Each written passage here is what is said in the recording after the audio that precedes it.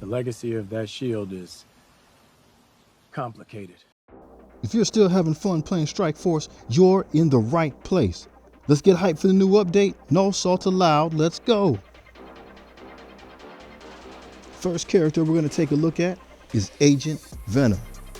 Far as I know, he never had the shield, and he doesn't need one. He's all offense in his kit, and I'm really excited to see how he's going to come into play in this game. He's part of the new Rebirth team. I'm really curious to see how the developers have animated his character. They do a great job bringing these characters to life. They never cease to amaze. He's a blaster, so he's going to help bring some damage to this team. I also like the symbiote trait. Maybe it'll come into play in the future. But for now, let's take a look at his kit, see how it works. His basic is gunplay. You're able to apply defense down for 2 turns. His special, symbiotic smackdown. We'll do a primary attack with 3 bonus hits, and that'll allow us to flip 4 positive effects on our target. Bullet Storm is his ultimate move. It attacks all enemies, and damage will be increased per status effect on the primary target, just like how Shang-Chi's ultimate works. If you crit on it, he'll repeat the attack. This alone might be enough to make him a raider. His passive ability is Symbiote Agent. When someone on the team blocks, he's going to attack the most injured ally, regardless of taunt and stealth. Now notice how the ability works as long as you have 3 members of the team. So even if you don't have all the characters, or maybe you do a little theory craft and swap somebody out, one of your characters gets eliminated, the team is still going to work. Lots of people on this team got shields, so anytime somebody blocks, he's going to be popping off like Yosemite Sam. Captain America. He's the dude we normally think of when we're talking about that shield. At one time, he was the best tank in this game. You guys remember that? He's since been power crept, but I'm glad they brought him back. I'm glad he's on a raid team. I love raids. I'm free to play. Super exciting. Can't wait to see how this whole thing works together. First Avenger, and he's going to be viable early, mid, and late game. This is my cap. He got a rework. That's the little rework remix symbol down there. We'll figure out what the best ISO is. Let's take a look at his abilities.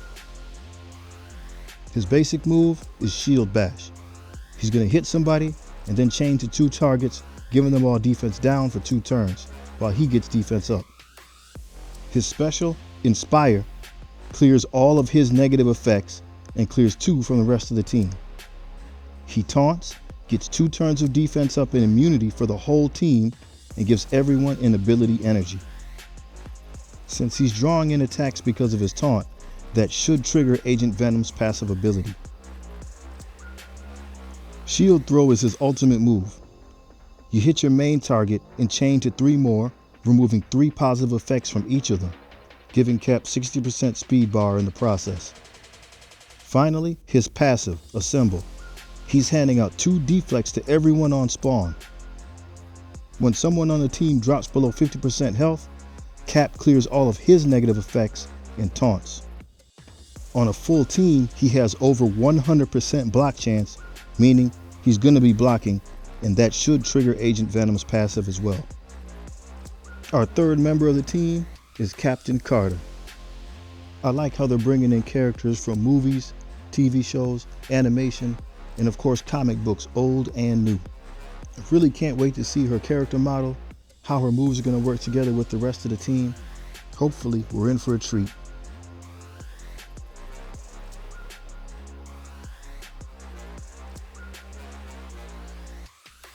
She's a support character for this team. She'll be keeping everybody healthy so we can keep it rolling and take care of business. Basic attack, a proper bash. Does damage and gives stacks of regen to the most injured ally. Her special, Acrobatic Justice. It gives everyone 3 deflects, which obviously are blocks, which obviously trigger Agent Venom's passive. There's also some healing, which will revive fallen characters. If no one needs a revive, it extends all your positive effects by 1 turn. Her ultimate move is Rolling Liberty. It'll dole out some heals, clear all of her negative effects, 2 from all the rest of your allies, and it applies safeguard to the team. Her passive is V for victory. Gives 2 turns of defense up on spawn. 2 regens to everyone on her turn with a possible assist, and a one-time heal to anyone dropping below 30%. U.S. Agent. That man, Johnny Walker. I'm really curious as to how they're going to continue to develop this character in the MCU. I'm really excited to see what they're going to come up with. Is he going to be like on a team? Is his team going to be fighting other villain teams? Are they going to fight with hero teams? And then what's going to be the aftermath? He's the controller of this team, and I just want to say I really like this character model. It's a good matchup between the comic book, live action, and Strike Force's own adaptation. Patriotic Fury is his basic attack, does damage, gives 2 deflect. Liberty's Revenge is his special move. You're going to hit your primary target, an adjacent target, and the person with the highest speed bar. Ability block all of them for 2 turns. This is an interesting mechanic. I'm curious to see how we can best take advantage of it. Ultimate move, Irredeemable Attack. Stun the primary target, slow to all enemies for 2 turns. Enemies removed by this ability cannot be revived. His passive, Tainted Justice. On turn, clear a positive effect from all enemies. When someone blocks, fill the team's speed bar by 5%. The Winter Soldier. Did you know in the comic book storyline of Civil War, Bucky actually became Captain America for a while. So he had his opportunity to run around with the shield. On this team though, he doesn't have a shield, so he's just punching people in the face. Maybe I spoke too soon. Here's my Bucky. He's obviously a reworked character. Those are the T4s I got so far. Let's see what they've done with his abilities. Basic attack, Winter Assault. Does damage, apply defense down. Special ability, Relentless Assassin. We have a primary attack, followed by 3 bonus attacks. All 4 of them apply a stack of bleed. That should tap somebody out. His ultimate move is Mechanical Arm. Clear 3 positive effects, hit for big damage, apply heal block, stun, and disrupted for 2 turns. Passive ability is called Expert Assassin. When your Captain America is attacked, you give offense up to the team. So they should have offense up a lot. Ultron, the champion of Dark Dimension. This dude used to be it. He used to be the best character in the game. He's still pretty good, man. His kit works really well. He just got power creep. So it looks like they're trying to fix that to give him a little stat boost. He's not going to be the best dude in the game, but he's definitely going to work well on this team. People are mad because they're giving him the Masters of Evil tag. Bro, he was the leader of one of the groups of the Masters of Evil. It's fine. Here's mine. He's obviously a reworked character. I got T4s all around, and I'm really curious as what they're going to do with those red stars.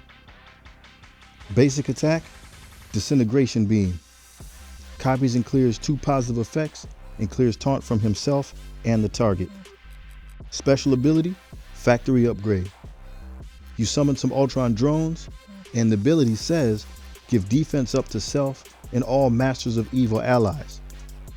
The cool thing is, his drones now have the Masters of Evil tag, so it'll be interesting to see how their buffs and other abilities affect the team as a whole. Purge System is his ultimate ability. Gain 1 ability energy for each positive effect on self, hit for big damage, and enemies knocked out this way can't be revived. His passive is Ultron Prime. If his health is full at the beginning of the match, you'll be able to revive once with 75% of his health. Any knockouts done by him will extend team buffs by 1 turn. Titania. Great character to bring to the game. She's been involved in a lot of really cool storylines. And I think it's interesting they're bringing the Disney Plus version, they're bringing Jamila into the game. That's cool. Very different character arc in the MCU version than the comics. Really interested to see which way they take it, if she shows up some more, and really how the next level of that storyline is going to play out. Here's the character model. As you can see, she's a brawler. She should be doing some damage on this team. Her kit has a lot of crit callouts. Interested to see what the whole thing looks like when we get the rest of the squad. Her basic ability, Clout Chaser. She'll clear one negative effect from herself, but if she crits, she gains an ability energy and clears 2 additional negative effects. Her special ability, Too Good For You. You're going to copy and clear all positive effects on the primary target, and you're going to gain defense up, speed up, and offense up. On crit, you'll also clear all your negative effects. Ultimate move is Smashing Selfie. Apply ability block, disrupted, and heal block. If you're in Crucible, you'll do it for 2 turns. Passive ability is Vanity Queen.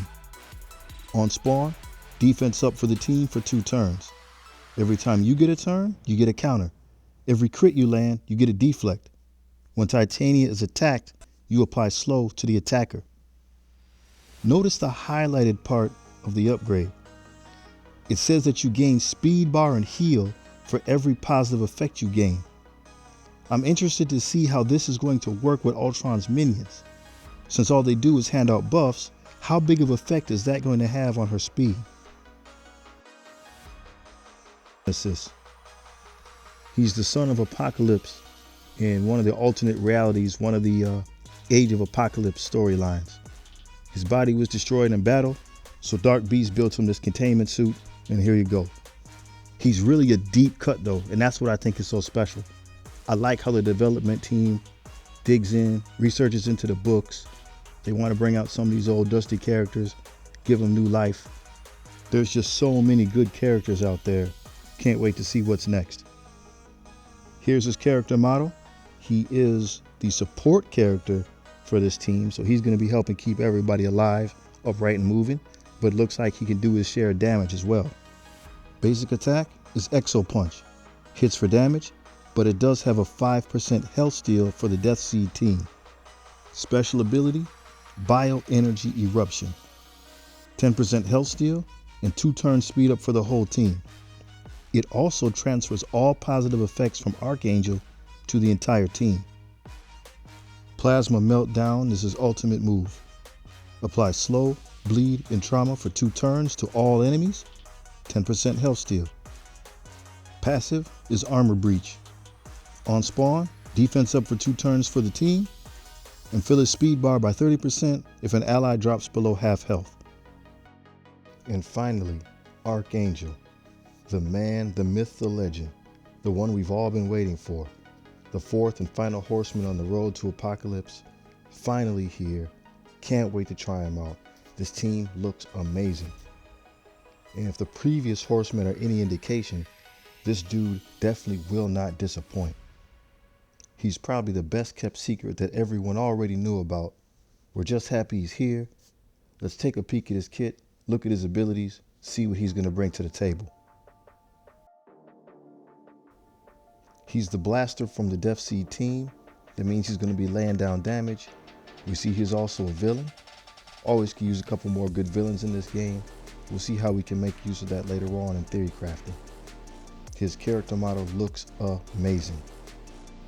Basic attack, Wing Wrath. 5 bleed stacks on your primary target, 3 on the adjacent. Special move, Shard Storm. Apply offense up for 2 turns to the team. Clear 3 negative effects from each team member. If you knock someone out with this ability, it applies offense down for 2 turns to the entirety of the opposing team. If an enemy blocks, increase speed bar by 20%. Ultimate move, Angel of Death. Transfer all positive effects from the target to yourself.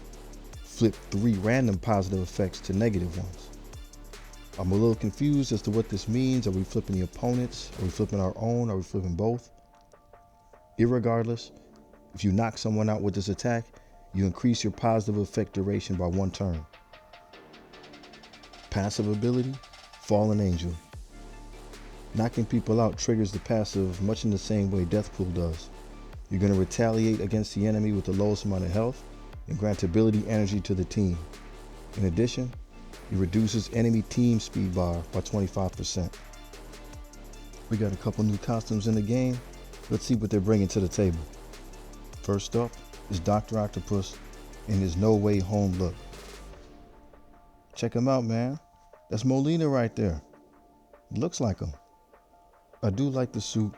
I like the lighting effects on the mechanical arms. I'd wear it. Second on the list, Sif. They're just calling this one Lady Sif. It's a little bit more Asgardian inspired. I like the difference. She doesn't have the big headdress on. We use hero Asgardians now, so being able to change it up, I'm down. Third, Red Hulk. We got Marvel Strike Force interpretation of the Horsemen of War. It's very interesting. Out of the 3 Horsemen so far, I like this one the best. Winter is coming, guys. Don't let that stop you from getting outside and getting some fresh air. Please subscribe, and please tell me what you're most looking forward to in this patch. Peace.